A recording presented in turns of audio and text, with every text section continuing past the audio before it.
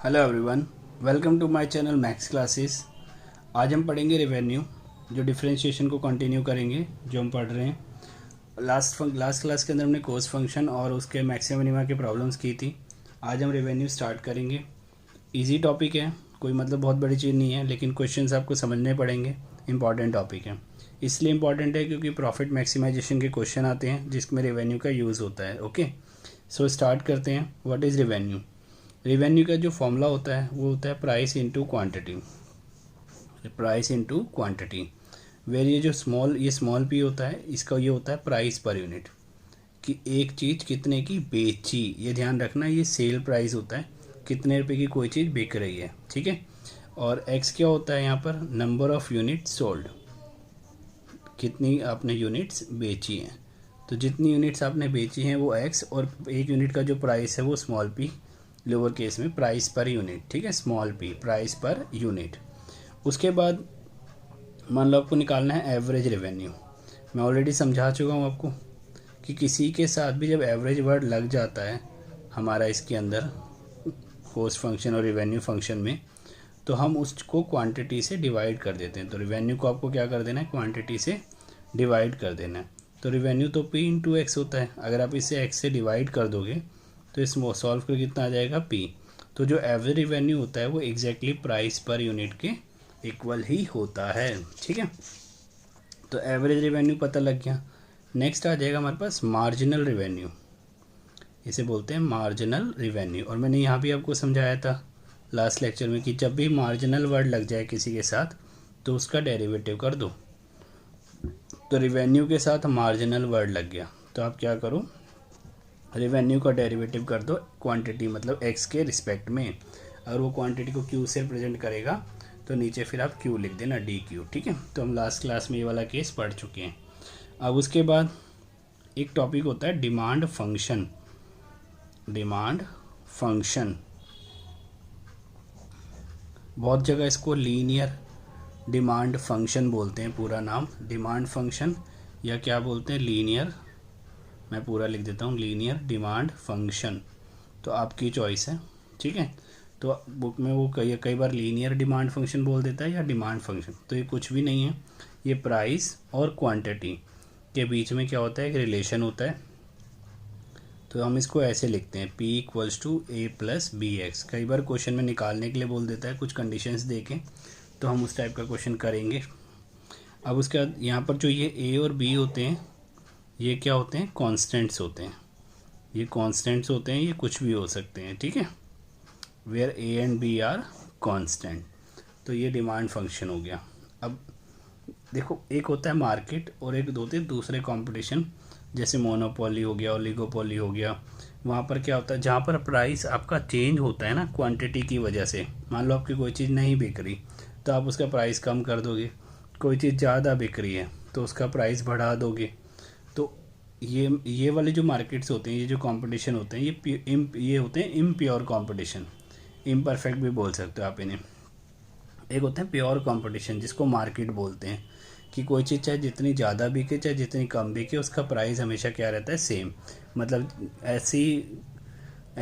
ऐसा प्लेस जहाँ पर आपकी जो प्राइस है वो हमेशा सेम रहता है, मतलब वो क्वांटिटी पे डिपेंड नहीं करता है, उसको हम बोलते हैं प्योर कंपटीशन या मार्केट। ओके, तो थ्योरी मैंने सिर्फ बताई है आपको, हमारे काम नहीं आएगी, इसकी थ्योरी कहीं भी पूछते नहीं है, बट एक क्वेश्चन में यूज़ होती है तो इसलिए मैंने आपको बताई है। तो हम एक काम करते हैं, अब हम अपने क्वेश्चन स्टार्ट करते हैं। तो क्वेश्चन मैंने पहले से लिख के रखे हुए हैं, स्टेटमेंट प्रॉब्लम है, अगर यहाँ बैठ के लिखता तो टाइम लगता। तो ये हमारा फर्स्ट क्वेश्चन है, रीड करना है आपको। Find the total revenue and marginal revenue for a firm operating under pure competition with a current price of ₹15 unit. कह रहा टोटल रेवेन्यू निकालो, मतलब देखो टोटल रेवेन्यू और रेवेन्यू एक ही बात होती है, आर है ना। और मार्जिनल रेवेन्यू आपको निकालना है किसी फर्म के लिए जो प्योर कंपटीशन में काम कर रही है और जो फिलहाल प्राइस है वो कितना है? 15 रुपये। देखो अगर कोई प्योर कंपटीशन में काम कर रही है तो उसका प्राइस फिक्स रहता है, तो पी तो आ गया 15।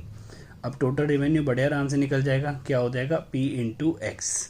क्या हो जाएगा? प्राइस हमें दे रखा है तो हम रेवेन्यू आराम से निकाल लेंगे। तो इसका रेवेन्यू निकाल लेते हैं। तो एक आप क्वेश्चन उसमें से नोट कर लेना, स्क्रीनशॉट ले लेना चाहे तो।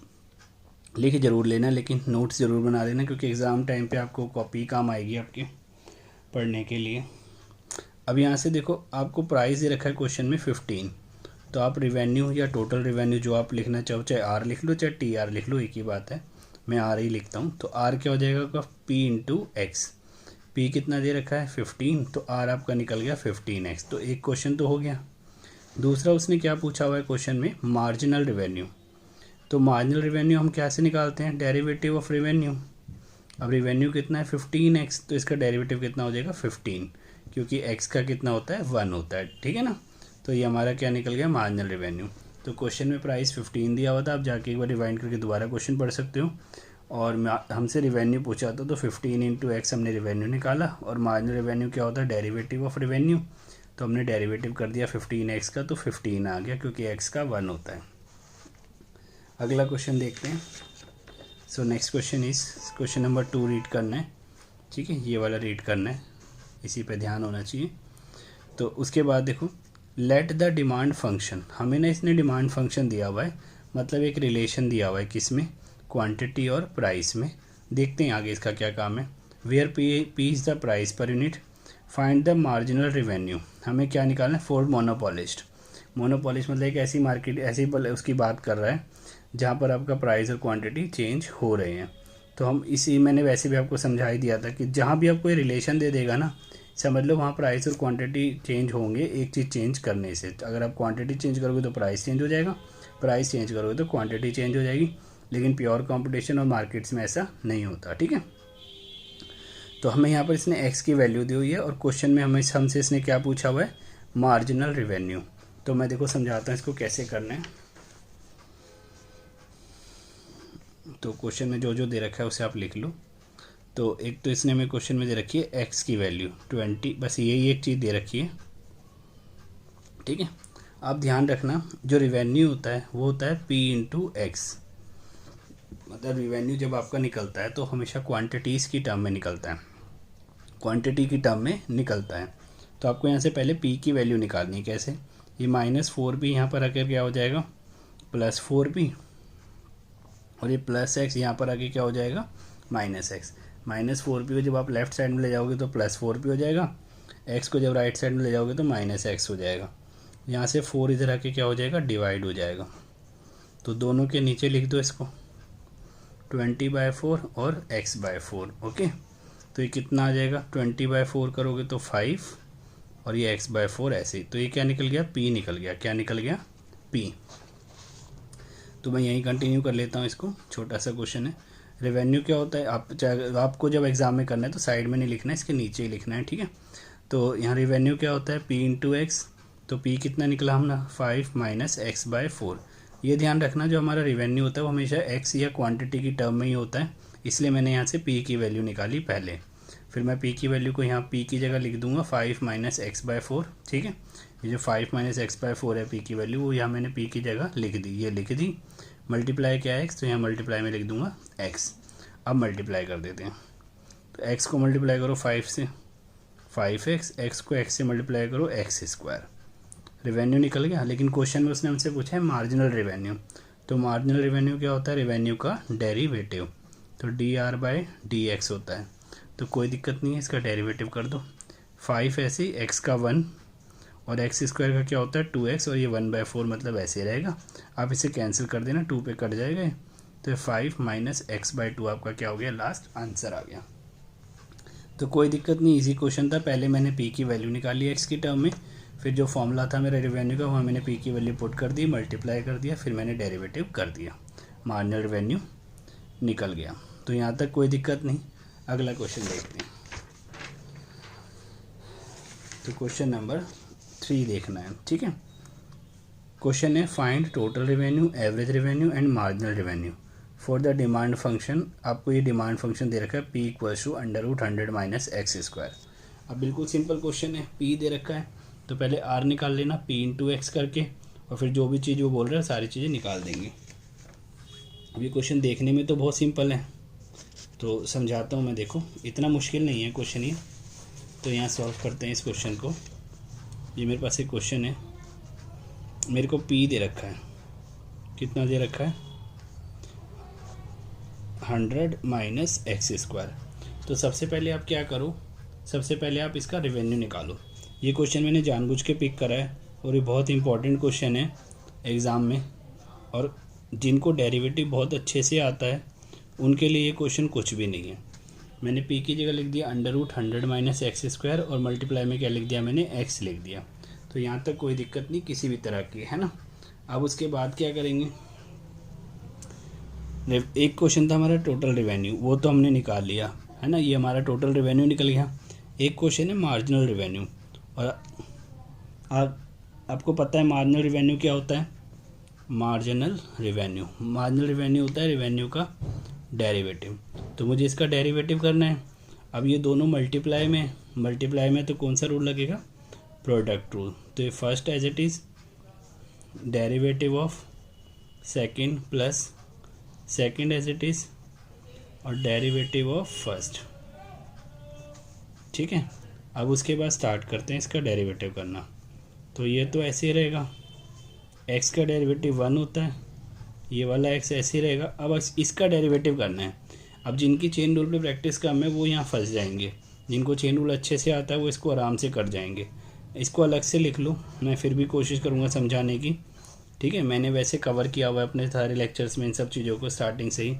अब मुझे इसका डेरिवेटिव करना है, तो आप क्या करो, ये जो अंदर लिखा हुआ है ना इस पूरे को x मान लो। तो ये √x का डेरिवेटिव तो 1/2 √x होता है।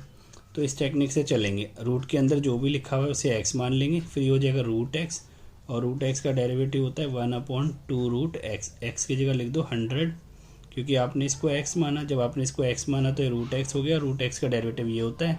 x की जगह बस मैंने क्या लिख दिया 100 माइनस एक्स स्क्वायर, मल्टीप्लाई जिसको आपने 100 माना है उसके डेरिवेटिव से मल्टीप्लाई कर देंगे। तो सडनली चेन रूल लग गया यहाँ बीच में, ठीक है। तो ये हो गया 100 माइनस एक्स स्क्वायर प्लस ये x ऐसे ही रहेगा, इसका डेरिवेटिव क्या आ जाएगा -2x। तो ये 2 से 2 कैंसिल, ये प्लस, अब यहाँ पर क्या होगा 100 माइनस एक्स स्क्वायर, ये प्लस माइनस माइनस हो जाएगा, x को x से मल्टीप्लाई करोगे तो x स्क्वायर आ जाएगा, ओके। और ये नीचे क्या आ जाएगा 100 माइनस एक्स स्क्वायर। अब देखो मैं इसको और भी अब यहाँ तक वैसे हमारा आंसर हो गया है, लेकिन मैं इसको आगे और भी सॉल्व करना सिखाऊंगा। इसका आप एलसीएम ले लो। तो जब हम ऐसे एलसीएम लेते हैं तो इसके नीचे कुछ नहीं है तो 1 है, तो ये इधर मल्टीप्लाई हो जाएगा। ये चीज़, ये दोनों सेम है, देखो ये दोनों रूट में और सेम है। जब कोई सेम टर्म और वो रूट में और वो मल्टीप्लाई हो तो उनका रूट हट जाता है, ठीक है। जैसे मैंने सिखाया था कि √x, पता भी होगा आपको कि √x से मल्टीप्लाई होगा तो x आ जाता है। सेम यही कि जब ये √100 minus x square √100 minus x square से मल्टीप्लाई होगा तो 100 माइनस एक्स स्क्वायर आ जाएगा, रूट हट जाएगा, और ये minus x square as it is. तो ये कितना आ जाएगा 100 माइनस 2x स्क्वायर, और ये आपका √100 माइनस एक्स स्क्वायर आ गया। तो कोई दिक्कत नहीं है। अब यहाँ तक हमारे, अब हमने टोटल रेवेन्यू निकाल लिया ऊपर क्वेश्चन में p/x, और मार्जिनल रेवेन्यू जो चैलेंजिंग था वो भी हमने निकाल लिया। अब इस क्वेश्चन में एक चीज़ और पूछी थी उसने, एवरेज रेवेन्यू। क्या पूछा था क्वेश्चन में, एवरेज रेवेन्यू। तो एवरेज रेवेन्यू क्या होता है, जो भी आपका रेवेन्यू होता है उसे आप x से डिवाइड कर देते हो। तो रेवेन्यू कितना निकला था 100 minus x square multiply x, ये आपने रेवेन्यू निकाला था, इसको x से डिवाइड कर दो तो कितना आ जाएगा 100 माइनस एक्स स्क्वायर। तो ये बहुत चैलेंजिंग क्वेश्चन था। तो अब हमने आज ये 3 क्वेश्चन करे हैं रेवेन्यू के। तो नेक्स्ट क्लास के अंदर हम इसके और क्वेश्चन करेंगे और रेवेन्यू के और अच्छे क्वेश्चंस करेंगे। आपको क्या करना है, यहाँ तक जितना भी हमने करा है इसको कवर करके रखना और पिछला डेरिवेटिव फिर से रिवाइज करना, ठीक है। Okay, till then take care, thank you very much, bye bye.